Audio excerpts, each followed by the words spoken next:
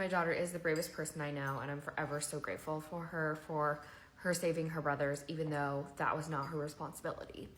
I want to finish this story. I think it's important just to finish it, leave it in my playlist. That way people can go back and find it so I don't have to relive this anymore. So my ex had tried to kidnap the kids. We go to the hospital. My son is catatonic. It was awful. The next couple days were very, very, very traumatic. And it was like, it was like a living hell because my kids didn't feel safe in their house anymore.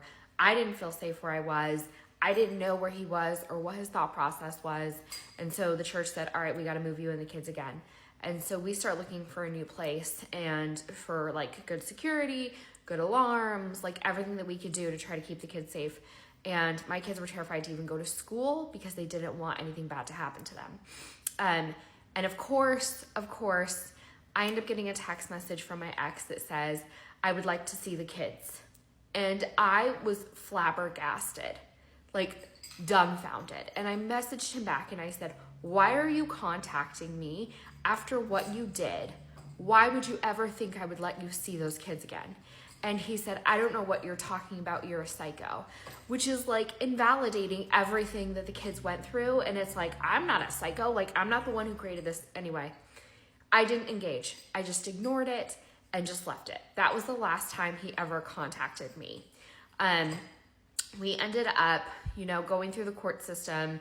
And in July of that year, we actually ended up in court for trial. And that was a very stressful situation. So we didn't think it was going to go to trial. We were waiting. Finally, my lawyer calls me and says, it's going to trial. We have a court date. It's in 2 weeks. And she's like, I need to prep, but you need to put the money down. And I was like, how much money? Like, we've already given so much money. How much money? And she says, $7,000. Sorry, guys, my cat is like walking past. $7,000 in 2 weeks. And I was like, how am I supposed to get you $7,000 in 2 weeks? This is how fucked up the family court system is. Because I knew if I didn't get her the money, I was going to lose the case. And I knew if I lost the case, that I would lose my kids. So what? And I just sat there and sobbed. And I said, there's no way. And she was like, yeah, that's how much it's going to cost. And so I was like, okay, $7,000. So I hung up the phone and I didn't know what to do. I called my bishop and I was like, I know this is unattainable. Like, what do I do? I'm going to lose the kids. And he's like, it's not unattainable. It's crazy, but it's not unattainable. He's like, here's what I want you to do. I want you to put a post on the Word Facebook page. You have my permission. He's like, share it with your friends. Like, let's see how much we can crowdsource and then we'll cover the rest. And I was blown out of the water by people in my life, friends who Venmoed me $50, $100. And then there were a few families in our ward who are well off, and they ended up splitting the last like 6,000, like 2,000. And I was like dumbfounded. We raised $7,000 within like a day and a half, which is unrealistic for 99.9% of moms, right? Like, that is unrealistic. And that's why I hate the family court system. So we put $7,000 down. Our court date is coming up. I don't think he's going to show up to court because he's drug us to court like several times at this point. He's never shown up for court because, and I quote, he's got his penis stuck in his zipper.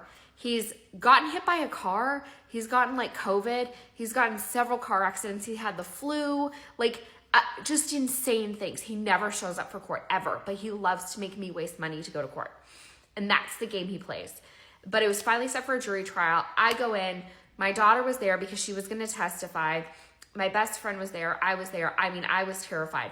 We walk in. My lawyer drags in a literal push cart full of files, just full of files.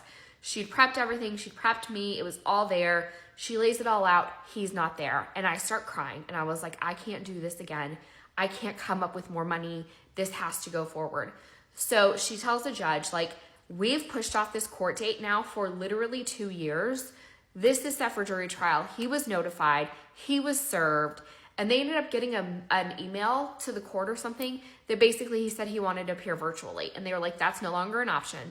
So the judge, thank God, this is the first judge who ever did it, said, we are moving forward. I don't care that he's not here. Every other judge before had let him push it out. This judge finally said, we're here, we're listening, we're doing it. And my lawyer said, we think this is going to take 2 days to be able to go over all the evidence. And he was like, well, let's see what we can do. And basically what it is when the other party isn't there is you present all of your evidence, you testify, and you go through.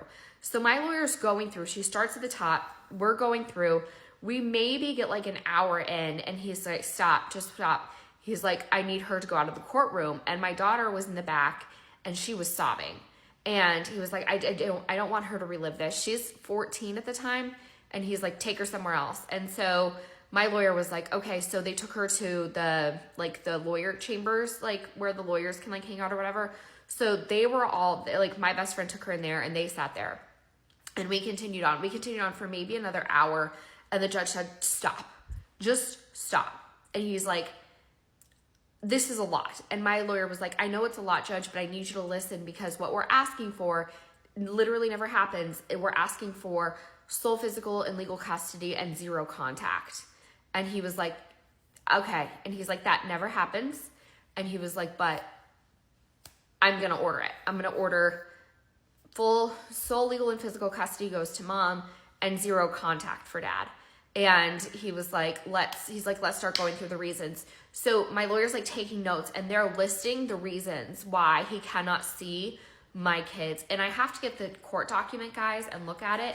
And then I'll tell you guys. But I feel like typically in custody situations, when they tell people like why we're making this custody decision or whatever, it really is going over like 5 different reasons why we made the decision. I have to look at the exact amount, but I know it's like over 30 reasons why he could no longer see my kids. Like instances that were so horrific and so dangerous of why he couldn't see my kids. And I don't share all those online because that's their story. But when people are like, I had somebody in my comment say, oh, him kidnapping the kids isn't even the worst. Like, that I'm surprised any judge took that seriously. Like, that's not even the worst. Like, that wasn't the worst, okay? There were so many reasons on that document that when people get it now, they are shocked. Shocked. Because the family court system allowed my children to be put through severe, dangerous, and abusive situations for years before they stopped it. And I cannot fathom why we created a system that is like this, where my children literally could have died. And what? For what? For the preservation of a relationship with someone who literally cannot understand empathy or love. He doesn't love those kids like I love and care about them. He cares about them in a manner of, what can I do if I have them? If I have them, can I hurt you? If I have them, can I control? If I have, it's if I have, and everything that I have, I give to my children. Everything I am, I give to my children. And it is just, I couldn't imagine using them as a pawn. And so they ordered that. And when he said, he looked at me and he was like, ma'am, he's like, I need you to promise me that like your kids will continue therapy and that, you know, you're just going to do your best. And I was like, I promise. And I was in shock. Like I couldn't cry. I didn't even know what to do. It didn't feel real. And my daughter and my best friend were there, and we went out to lunch. My boss was like, go buy yourself lunch on the company. Like, we're so happy.